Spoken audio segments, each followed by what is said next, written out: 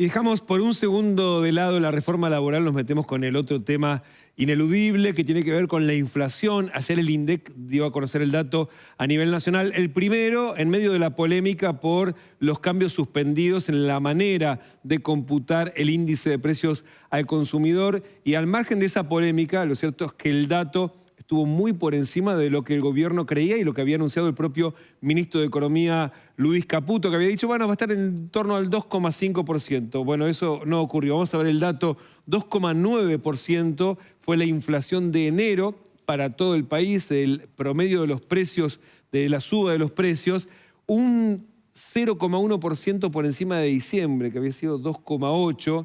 El dato más elevado desde marzo del año pasado, que había estado por encima del 3%, y lo que se nota es una tendencia que empezó en mayo, que llegamos a un piso del 1,5%, que hubo fuegos artificiales en el gobierno, y a partir de ese mes, todos los meses fueron subiendo un poquito y la tendencia continúa. Actualmente la acumulación anual de la inflación es del 32,4%. Por encima de lo que había sido, de hecho, en diciembre, porque la inflación de enero del año pasado fue 2,2%. Ahora estamos por encima, muy por encima de ese número. ¿Qué es lo que más aumentó? Los servicios, 3,1% en total, servicios, que eso incluye todo, gas, luz, la educación, también los servicios financieros, o sea, las tasas que te cobra un banco, y los bienes, que esto incluye alimentos, ropa, autos, electrodomésticos, aumentaron menos que los servicios. Y acá uno dice, bueno, evidentemente habría habido con la ponderación distinta, con el indicador que se iba a implementar y no se implementó, mayor peso de los servicios. No, lo que pasa es que aumentaron en promedio, pero el peso que tienen en el bolsillo real los bienes es muy elevado. De hecho, ahora vamos a estar viéndolo.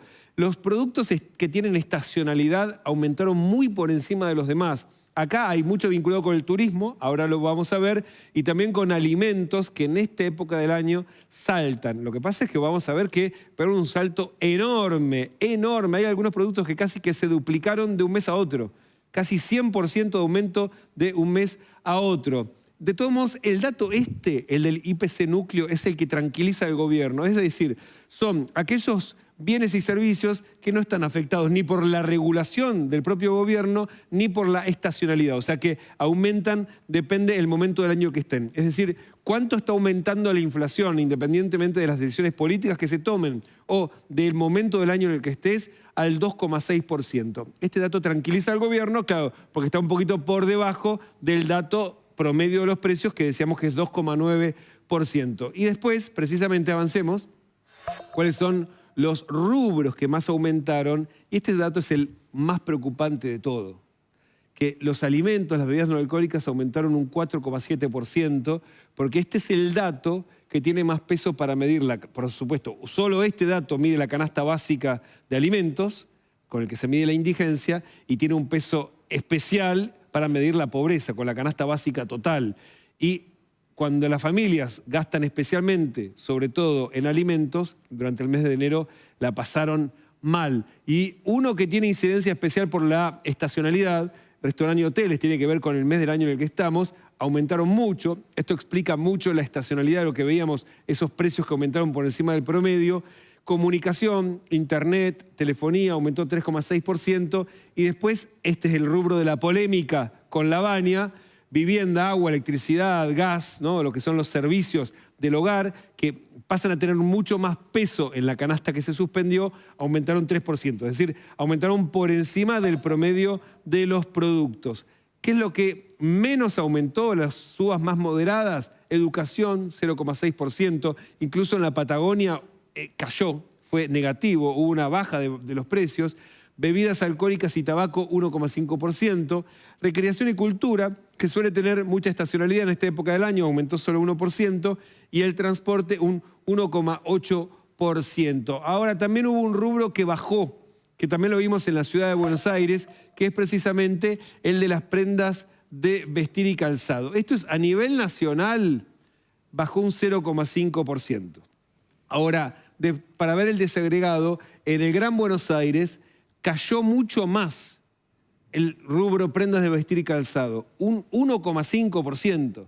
Ahora, si uno entra en el desagregado, va a ver que no cayó todo por igual. Las prendas de vestir, porque tenemos dos rubros, prendas de vestir y calzado dentro de ese mismo rubro. Las prendas de vestir en el Gran Buenos Aires cayeron un 2,5%, pero el calzado aumentó un 1,8%. O sea, no es todo lo mismo. Va a salir una zapatería y va a decir, no, pero me están aumentando. Sí, están aumentando a un ritmo menor que la inflación, que el índice de precios del consumidor, que el índice general, pero están cayendo y mucho los valores de las prendas de vestir. Y esto tiene que ver, ya lo venimos hablando, con la crisis específica del sector, donde compiten con lo importado que viene a precios más bajos y además, como se consume tan poco, efectivamente las empresas bajan los precios para ver si logran consumir en algo. Un ratito nos vamos a meter con los datos de los alimentos, que precisamente es lo que más aumentó. Pero decíamos, con el medio de la polémica que se abrió con la Baña, ¿qué hubiese pasado si se tomaba el otro índice? ¿Qué número? O sea, ¿Qué número ocurrido? Y ahí hay varias consultoras que hicieron el cálculo y donde dice, bueno, tal vez el argumento funciona a favor del gobierno, porque a la mayoría le daba menos. Vos decís, ¿cómo le va a dar menos si se supone que los servicios públicos iban a tener más peso? Lo que pasa es que en este mes lo que saltó fueron los alimentos. ¿Y qué pasa con los alimentos? En el nuevo indicador, el peso de los alimentos en la canasta caía. Entonces, algunos dicen, no, se compensaba, hubiese sido exactamente lo mismo por la suba de los servicios y la caída de los alimentos, GMA Capital le daba igual 2,9%, pero la Fundación Libertad y Progreso decía, no, iba a ser del 2,6%. Entonces ahí era el argumento del gobierno, nos iban a venir a decir que cambiamos el índice para ocultar el dato real de inflación. Ahora termina teniendo más difusión el dato que no es dato que el dato que se promulga. Y ese es el riesgo porque precisamente entra en discusión la credibilidad del dato. La consultora analítica indica que iba a dar entre 2,4 y 2,5%, precisamente porque se desaceleraron los precios no regulados. Equilibra daba entre 2,2 y 2,3, precisamente enfocados en el menor peso de los productos frescos, que aumentaron un montón. Ahora vamos a ver un ratito en detalle. Y finalmente EcoGo, la consultora, daba un 2,3%, también precisamente por la nueva estructura de consumo. Y vos imagínate si el dato daba 2,3 claro, y el otro daba 2,9. Iban a decir, el gobierno está ocultando la inflación real y está haciendo que bajen las jubilaciones. Hay que ver el próximo mes si hay tanta estacionalidad como no lo va a haber, no creo. Con lo cual ahí seguramente la comparación va a ser distinta. Un ratito nos metemos con los datos del aumento de los alimentos, Por puntualmente supuesto. de los alimentos.